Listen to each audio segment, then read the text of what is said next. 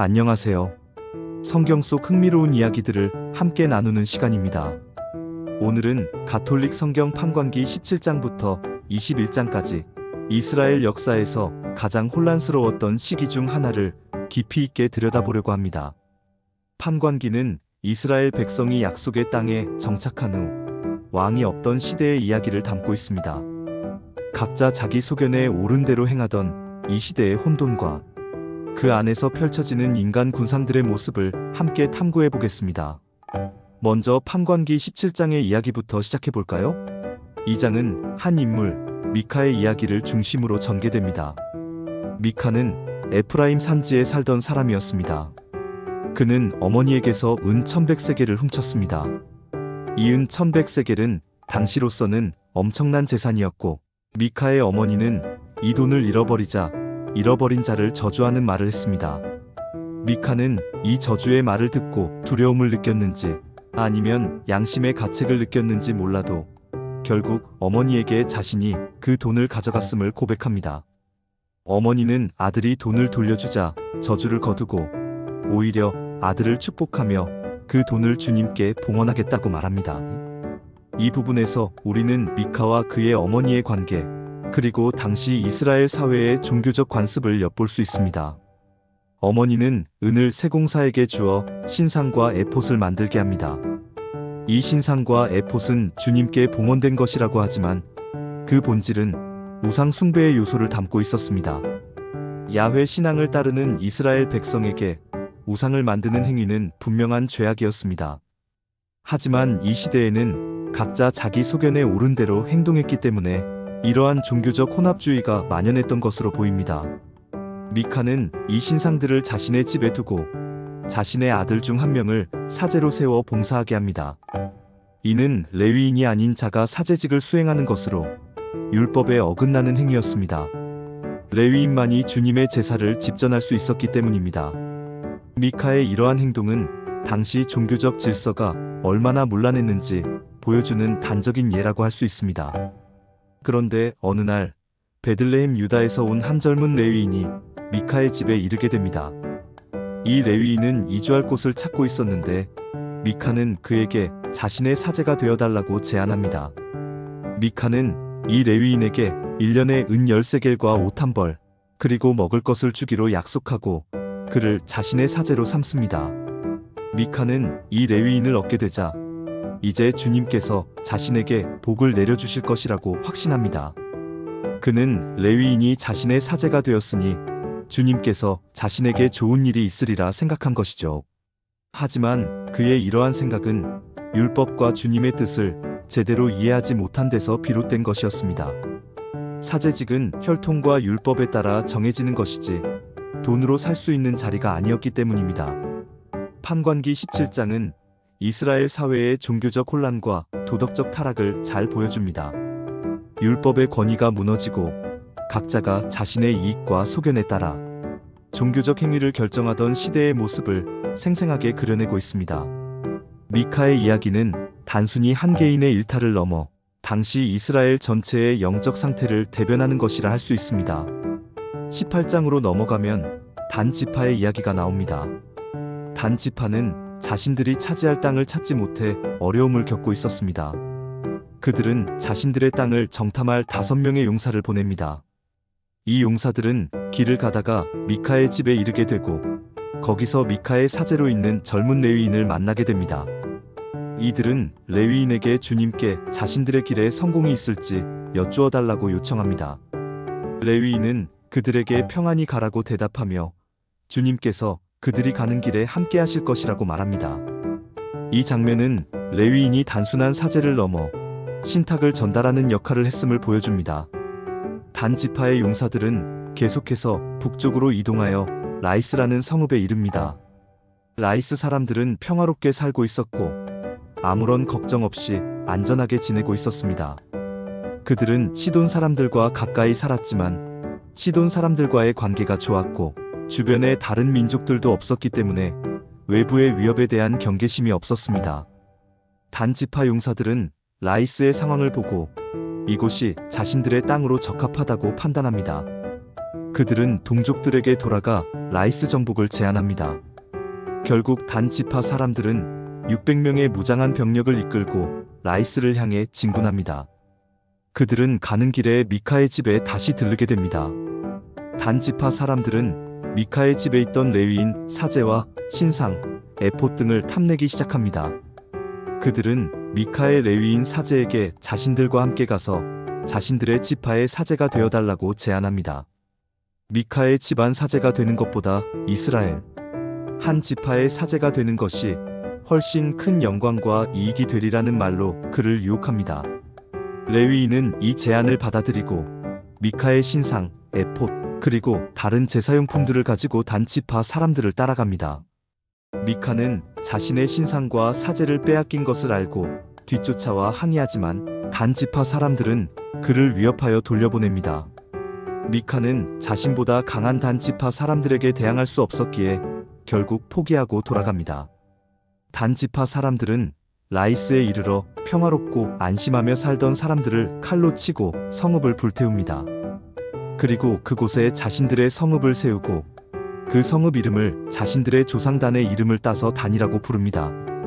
그들은 미카의 집에서 가져온 신상을 자신들의 성읍에 세우고 모세의 손자이자 게르솜의 아들인 요나탄과 그의 아들들이 단 지파의 사제가 됩니다. 이 요나탄은 미카의 집에 있던 젊은 레위인 사제였습니다. 그는 레위인이었지만 주님의 율법에 따라 봉사하지 않고 자신의 이익을 좇아 신상 숭배에 가담했던 것입니다. 이 사제직은 이스라엘 백성이 포로로 잡혀가는 날까지 단 지파에서 이어집니다. 18장은 단 지파가 약속의 땅을 분배받았음에도 불구하고 스스로 힘을 내어 땅을 차지하지 못하고 결국은 자신들의 방식대로 땅을 정복하고 신앙마저 타락시키는 모습을 보여줍니다. 이는 주님의 뜻을 따르기보다 자기 소견에 옳은 대로 행하던 시대의 비극적인 단면을 드러냅니다. 이제 19장으로 넘어가 보겠습니다. 이 장은 이스라엘 사회의 도덕적 타락이 극에 달했음을 보여주는 충격적인 이야기입니다. 에프라임 산지에 살던 한 레위인이 유다 베들레헴에서 첩을 얻습니다. 그런데 이 첩이 레위인을 떠나 친정으로 돌아가게 됩니다. 레위인은 첩을 다시 데려오기 위해 그녀의 친정인 베들레헴으로 갑니다.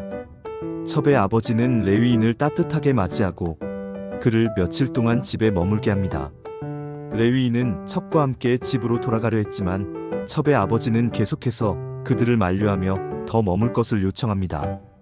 결국 그들은 닷새째 되는 날 출발하게 됩니다. 해가 기울어 갈 무렵 그들은 여부스, 곧 예루살렘 근처에 이릅니다. 레위인의 종은 여부스에서 하룻밤 묵자고 제안하지만 레위인은 이방인의 성읍에 들어가지 않고 이스라엘 자손의 성읍인 기브아까지 가겠다고 말합니다. 그들은 결국 베냐민 지파의 성읍인 기브아에 이르게 됩니다.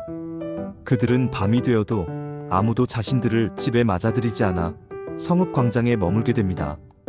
그런데 한 노인이 밭에서 일을 마치고 집으로 돌아오다가 그들을 보게 됩니다. 이 노인 역시 에프라임 산지 출신으로 기브아에 거주하고 있었습니다. 그는 레위인 일행을 자신의 집으로 맞아들이고 그들에게 음식을 대접합니다. 그들이 편히 쉬고 있을 때 성읍의 불량배들이 노인의 집을 둘러싸고 문을 두드리며 레위인을 내놓으라고 요구합니다.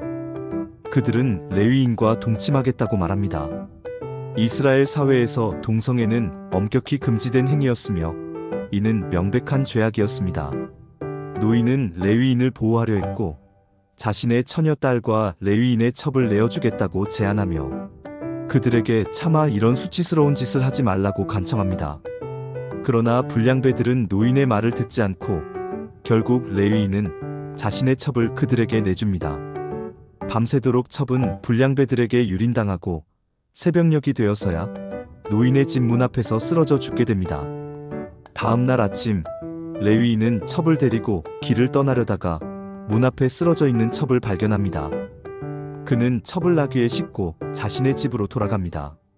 집에 도착한 레위인은 끔찍한 행동을 저지릅니다. 그는 칼을 가져다가 자신의 죽은 첩의 몸을 12조각으로 나누어 이스라엘의 모든 지파에게 보냅니다. 이 행위는 당시로서는 극도로 충격적인 메시지를 전달하는 방식이었습니다.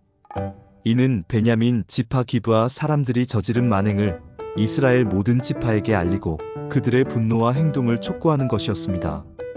이 소식을 들은 이스라엘 자손들은 모두 경악하고 분노합니다. 이러한 일은 이스라엘 백성이 이집트 땅에서 올라온 이후로 일어난 적이 없는 일이라고 말하며 이 끔찍한 사건에 대해 어떻게 해야 할지 의논합니다. 19장은 이스라엘 사회가 얼마나 깊이 타락했는지를 여실히 보여줍니다. 율법은 무시되고 인간의 존엄성은 짓밟히며 극심한 폭력이 난무하는 시대의 어두운 그림자를 드러냅니다. 이 사건은 단순히 베냐민 지파 기브아 사람들만의 문제가 아니라 이스라엘 전체의 영적, 도덕적 상태를 반영하는 것이었습니다. 이제 20장으로 이어집니다. 레위인이 보낸 첩의 시신 조각을 본 이스라엘 모든 자손은 단에서 브에르세바에 이르기까지 그리고 길르앗 땅에 이르기까지 모두 미츠파에 모입니다. 사사 시대를 통틀어 이토록 거대한 규모의 백성이 모인 것은 매우 이례적인 일이었습니다. 그들은 베냐민 지파 기브아 사람들이 저지른 만행에 대해 심각하게 논의하고 이 사건을 어떻게 처리할지 결정하기 위해 모였습니다. 레위인은 이스라엘 회중 앞에서 기브아에서 일어난 일을 자세히 설명합니다. 그는 자신이 겪은 일과 첩이 당한 끔찍한 일을 증언하며 베냐민 지파 기브아 사람들의 악행을 고발합니다. 이스라엘 자손들은 레위인의 이야기를 듣고 격분합니다. 그들은 만장일치로 베냐민 지파에게 책임을 묻고 기브아 사람들을 처벌해야 한다고 결론 내립니다. 그들은 먼저 베냐민 지파에게 기브아의 불량배들을 자신들에게 넘겨주어 죽이게 함으로써 이스라엘에서 이 악을 제거하라고 요구합니다. 그러나 베냐민 자손들은 이스라엘 자손들의 요구를 거절하고 오히려 기브아 사람들을 보호합니다. 이는 베냐민 지파 전체가 악행에 동조하고 있음을 보여주는 것이었습니다. 이스라엘 자손들은 베냐민 지파의 이러한 태도에 격분하여 결국 베냐민 지파와의 전쟁을 선포합니다. 이스라엘 자손들은 주님께 나아가 누가 먼저 베냐민 자손과 싸우러 올라가야 하는지 묻습니다. 주님께서는 유다가 먼저 올라가라고 말씀하십니다. 이스라엘 자손들은 40만 명의 보병을 동원하여 베냐민 지파를 공격합니다. 그러나 놀랍게도 첫째 날과 둘째 날 싸움에서 이스라엘 자손들은 베냐민 지파에게 패배하고 수많은 병력을 잃습니다. 베냐민 지파는 비록 병력이 적었지만 뛰어난 전술과 필사적인 저항으로 이스라엘 군대를 물리쳤습니다. 이스라엘 자손들은 주님 앞에서 울며 금식하고 다시 주님께 올라가야 하는지 묻습니다. 주님께서는 다시 올라가라고 말씀하시며 내일은 내가 그들을 너희 손에 넘겨주리라 말씀하십니다. 셋째 날 이스라엘 자손들은 이전과는 다른 전술을 사용하여 베냐민 지파를 공격합니다. 그들은 일부 병력을 기브아 주변에 매복시키고 나머지 병력으로 베냐민 군대를 유인합니다. 베냐민 군대는 이전처럼 이스라엘 군대가 도망친다고 생각하고 추격하지만 매복해 있던 이스라엘 병력에게 공격당합니다. 결국 베냐민 지파는 크게 패배하고 거의 모든 병력을 잃게 됩니다. 이 전쟁에서 베냐민 지파는 2만 5천여 명의 용사를 잃고 거의 전멸하다시피 합니다. 살아남은 베냐민 남자들은 600명 뿐이었습니다. 그들은 림몬 바위로 도망쳐 넉 달 동안 그곳에 머뭅니다. 이스라엘 자손들은 베냐민 지파의 성읍들을 휩쓸고 모든 사람과 가축을 칼로 쳐 죽이며 발견되는 모든 성읍을 불태웁니다. 이 전쟁은 이스라엘 지파들 간의 내전이었으며 그 결과는 참혹했습니다. 이스라엘 자손들은 승리했지만 한 지파를 거의 멸족시키는 엄청난 대가를 치렀습니다. 20장은 이스라엘 사회의 도덕적 타락이 결국 피비린내 나는 내전으로 이어지는 과정을 보여줍니다. 정의를 구현하려는 의도였지만 그 과정에서 또 다른 폭력과 파괴가 일어났습니다. 주님의 뜻을 묻고 행했지만 그들의 마음속에는 여전히 분노와 복수심이 가득했음을 알 수 있습니다. 마지막으로 21장입니다. 이스라엘 자손들은 미츠파에 모여 베냐민 지파의 생존자들을 위해 울부짖습니다. 그들은 자신들의 형제 베냐민 지파에게 이런 일이 일어난 것에 대해 비통해하며 주님 앞에서 맹세했던 일을 후회합니다. 그들은 전에 미츠파에서 맹세하기를 우리 중에 아무도 자기 딸을 베냐민 자손에게 아내로 주지 않겠다고 했습니다. 이제 베냐민 지파에 남은 자들이 아내를 얻지 못해 멸족될 위기에 처하자 이스라엘 자손들은 이 맹세 때문에 고민에 빠집니다. 그들은 야베스 길르앗 주민들이 이스라엘 회중에 합류하지 않고 전쟁에 참여하지 않았다는 것을 기억합니다. 이스라엘 자손들은 야베스 길르앗으로 군대를 보내 전쟁에 참여하지 않은 야베스 길르앗의 모든 남자와 결혼한 여자를 칼로 쳐 죽입니다. 그들은 처녀 400명을 찾아내어 베냐민 지파 생존자들에게 아내로 줍니다. 림몬 바위에 피신해 있던 베냐민 남자 600명에게는 이 처녀들이 주어집니다. 그러나 여전히 200명의 베냐민 남자들이 아내를 얻지 못했습니다. 이스라엘 자손들은 다시 고민에 빠집니다. 그들은 주님 앞에서 맹세했기에 다른 지파의 딸들을 베냐민 지파에게 줄 수 없었습니다. 이때 그들은 실로에 있는 주님의 축제, 곧 연례적인 주님을 위한 축제가 있음을 기억합니다. 이스라엘 자손들은 남아있는 베냐민 자손들에게 실로의 포도밭에서 춤추는 처녀들을 잡아오라고 지시합니다. 베냐민 자손들은 실로에 가서 춤추는 처녀들을 각자 자신의 아내로 삼아 베냐민 땅으로 돌아갑니다. 이렇게 해서 베냐민 지파는 멸족의 위기에서 벗어나 다시 번성할 기회를 얻게 됩니다. 그러나 이 과정에서 야베스 길르앗 학살과 실로 처녀 약탈이라는 또 다른 폭력과 불법이 자행됩니다. 이스라엘 자손들은 자신들의 맹세를 지키기 위해 그리고 베냐민 지파를 보존하기 위해 이러한 극단적인 방법을 택했던 것입니다. 판관기 17장부터 21장까지의 이야기는 이스라엘에 왕이 없으므로 각자 자기 소견에 옳은 대로 행하였더라는 구절이 끊임없이 반복되는 이유를 명확히 보여줍니다. 이 시대는 종교적, 도덕적, 사회적으로 극심한 혼란과 타락이 만연했던 시기였습니다. 미카의 우상 숭배와 레위인 사제의 타락, 단 지파의 정복과 신앙 타락, 그리고 베냐민 지파의 잔혹한 범죄와 그에 따른 내전, 마지막으로 베냐민 지파의 보존을 위한 또 다른 폭력적 방법까지.